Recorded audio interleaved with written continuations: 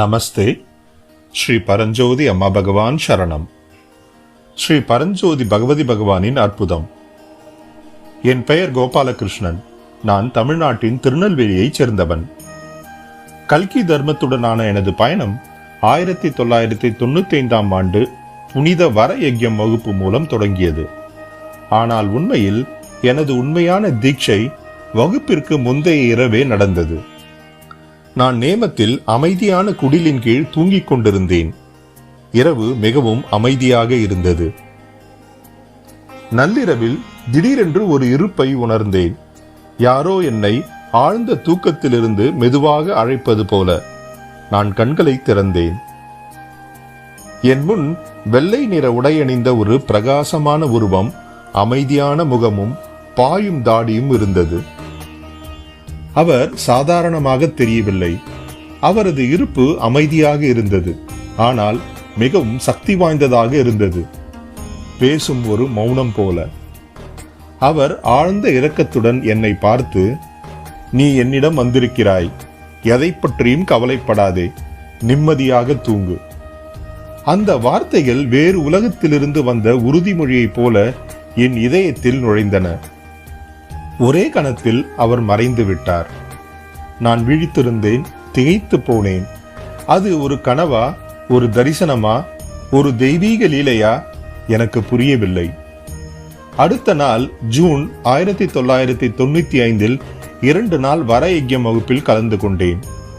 அந்த மர்மமான அனுபவத்தை எனக்குள் அமைதியாக சுமந்து சென்றேன்.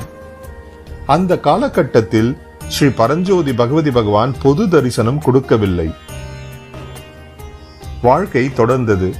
ஆனால் அந்த புனிதமான நள்ளிரவு சந்திப்பு என் நினைவில் இருந்து ஒருபோதும் நீங்கவில்லை.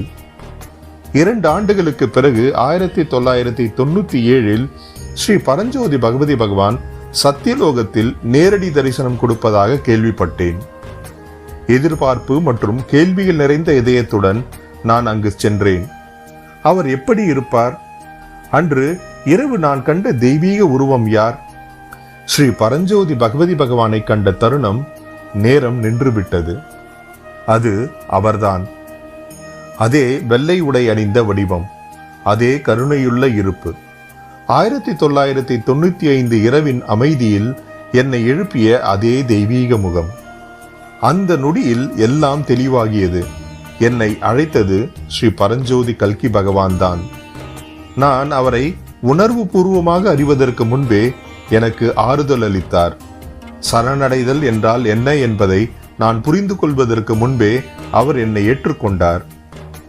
அன்று முதல் அவரது அருள் என் வாழ்க்கையில் தொடர்ந்து வெளிப்பட்டது. 2001 ஆண்டிலும் மீண்டும் 2011 ஆண்டிலும் நான் 2 பெரிய அறுவை சிகிச்சைகளை எதிர்கொண்டேன். ஒவ்வொரு முறையும் நான் தெய்வீகமாக பாதுகாக்கப்பட்டேன். கோவிட் காலத்தில் என் உடல்நிலை மோசமாகி பயம் பல உயிர்களை சூழ்ந்தபோது ஸ்ரீ பரஞ்சோதி பகவதி பகவானின் எல்லையற்ற கருணையால் மீண்டும் ஒரு முறை நான் காப்பாற்றப்பட்டேன்.